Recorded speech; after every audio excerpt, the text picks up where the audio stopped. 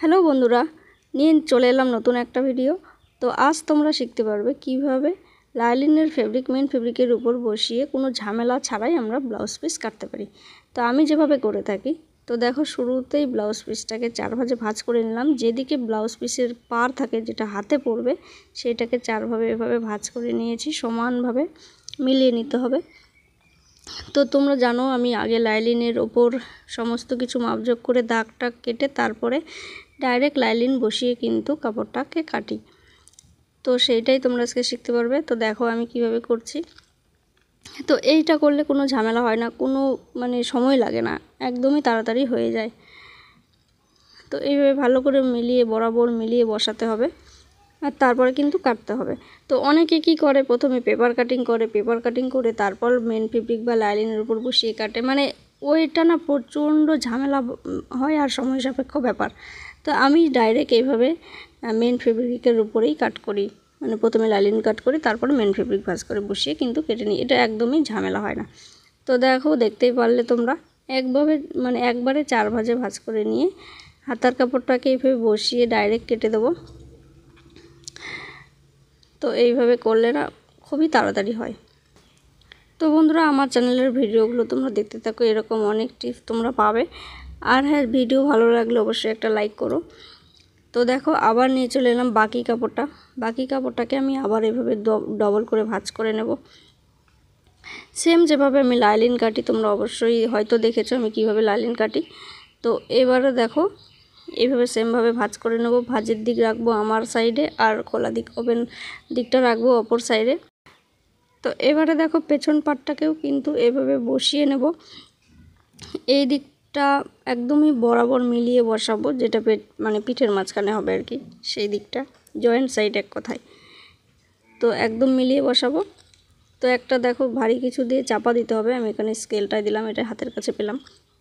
তো এইখানে একটা বিষয় লক্ষ্য করো, আমি কিন্তু সবসময় নিচের দিকে এই সাইডটাতে দেখো অবশ্যই 1.5 ইঞ্চ বা 1 ইঞ্চ মতো বাড়তি রেখে কাট করি। এইটাই আমি মুড়িয়ে ফোল্ড করে আর কি নিচের পট্টি করে দিই। এক্সট্রা করে কোনো পট্টি লাগানোরও কিন্তু ঝামেলাটা আমি করি না।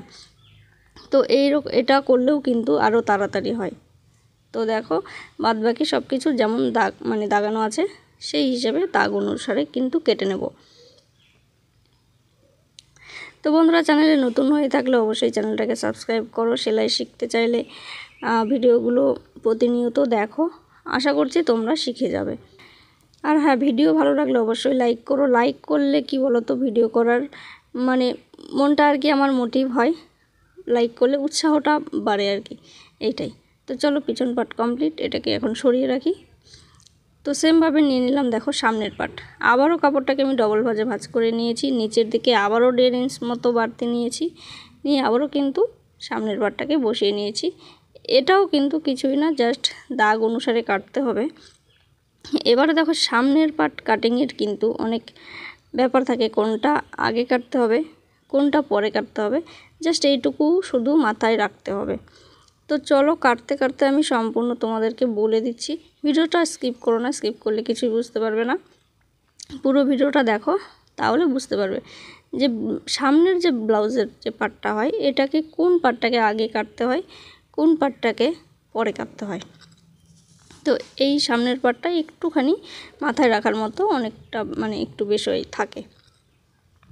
তো দেখো আমি 4 ধার কেটে নিয়েছি। এবারে দেখো সবার প্রথমে এই পার্টটাকে কাটবো, নিচের যে পার্টটাকে, এটাকে কেটে আলাদা করব সবার প্রথমে। একদম সোজা লম্বা অনুসারে দাগটা যে দেওয়া আছে সেইটাকে কিন্তু কাটতে হবে।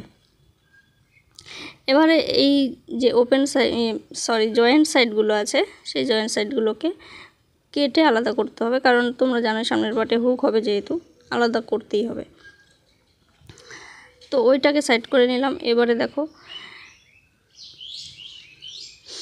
গলাটা কেটে নেব। তো অবশ্যই কিন্তু ভারী কিছু দিয়ে চাপা দিতে হবে, চাপা দিলে না পিসগুলো নড়ে না, সুন্দরভাবে কাটানো হয়। তো আমার হাতের কাছে ভারী কিছুই পেলাম না, স্কেলটাকে পেলাম, স্কেলটাকে দিয়ে দিয়েছি। আর দেখো আমি বাঁ হাত দিয়ে একটুখানি চাপ দিচ্ছি। তো এইভাবে চেপে ধরলে কাপড়টা নড়তে পারে না, জাস্ট ভালো হয় আর কি কাটিংটা। আর কাটিংটাই কিন্তু মেন, কাটিং যদি খারাপ হয় তাহলে কিন্তু ব্লাউজটাও খারাপ হবে।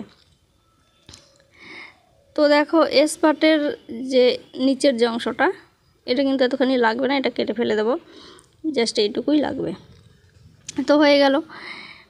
এবারে দেখো বাটির এইখানে একটা বিষয় আছে, যেটা আমি মানে লাইলিন দাগানোর সময় করি না। এই যে দেখো এইভাবে একটুখানি কোনা করে কাটতে হয়। নিচের পাটে নিচ থেকে উপরে কোনা করব, উপরের পাটে এই নিচ থেকে উপরের দিকে মানে বাড়তি করে কোনা করব।